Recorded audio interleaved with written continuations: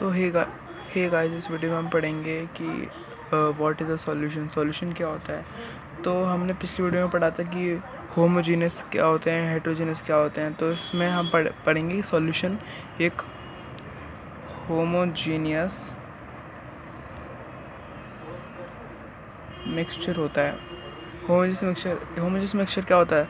Homogeneous mixture वो होता है जिसमें हमें किसी भी मिक्सचर में बाउंड्री नज़र नहीं आती। जैसे हमने ऑयल और वाटर का एग्जांपल आप पढ़ा था, उसमें बाउंड्री से होती है, तो वो हेटेरो होगा। पर अगर हमने शुगर और वाटर ली तो वो डिज़ोल्व कम्प्लीटली हो गए, उनमें कोई बाउंड्री से नहीं होगी। वो एक यूनिफॉर्म कंपोजिशन है, मतलब उसमें इक्वली डिस्ट्रीब्यूटेड पार्टिकल्स हैं। तो उसी को ही हम होमोजीनियस मिक्सचर बोलेंगे। तो सॉल्यूशन एक होमोजीनियस मिक्सचर होता है। अब जो सॉल्यूशन होता है उसमें होता है पहले एक जो सॉलिड सॉल्यूशन होता है उसे हम बोलते हैं एलॉय। एलॉय क्या होता है। Alloys are mixture of two और more metals or a metal and a non metal। सो जब हम किसी मेटल को किसी दूसरे मेटल से मिक्स करते हैं, जैसे एग्जांपल में जो हमारा ब्रास होता है ना, ब्रास, उसमें पता है 30% जिंक होता है और 70% कॉपर के मिक्सचर से बना था। तो इसका मतलब ब्रास एक एलॉय होगा।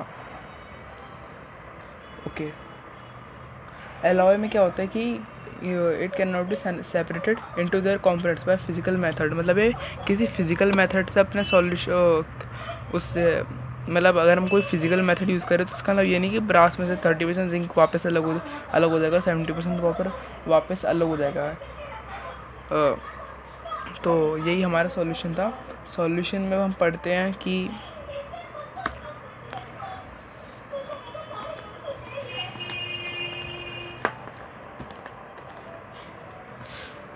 ओके, सॉल्यूशन में पढ़ना है सॉल्वेंट। सॉल्वेंट क्या होता है। तो सॉल्वेंट क्या होता है कि the components of the solution, लिख देता हूँ,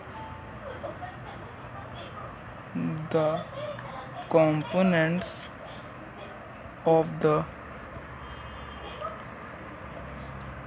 solution that dissolves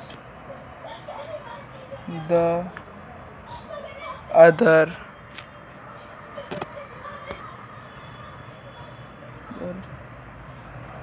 components in it is called the solvent। मतलब जिस चीज़ में हम जो चीज़ मिक्स कर रहे हैं उसे सॉल्व, मतलब आपको भी मैं एग्जांपल बताऊंगा। पहले सॉलिड समझ लेते, फिर आपको अच्छे से एग्जांपल बताऊंगा, नहीं एक्सप्लेन करूंगा। पहले आपको डेफिनेशन लिख कर बता देता हूँ। अब सॉलिड की क्या है डेफिनेशन।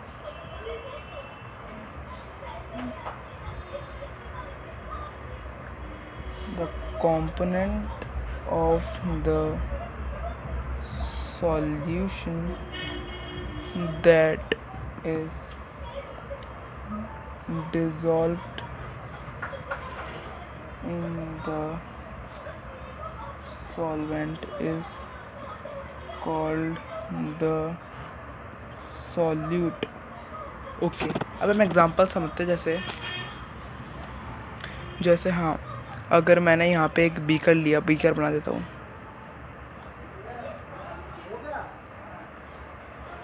ओके, यहाँ पे ये हमारा वाटर है, this is water and we are adding sugar in it, sugar particles, this is sugar। so solvent water हो गया और शुगर हो गई सॉल्यूट। और जो सॉल्वेंट होता है वो हमेशा लार्ज अमाउंट में होता है, जैसे वाटर है वो लार्ज अमाउंट में है और शुगर से कम अमाउंट में है, तो उसे सॉल्यूट कहेंगे शुगर को। So hope you guys enjoyed the video.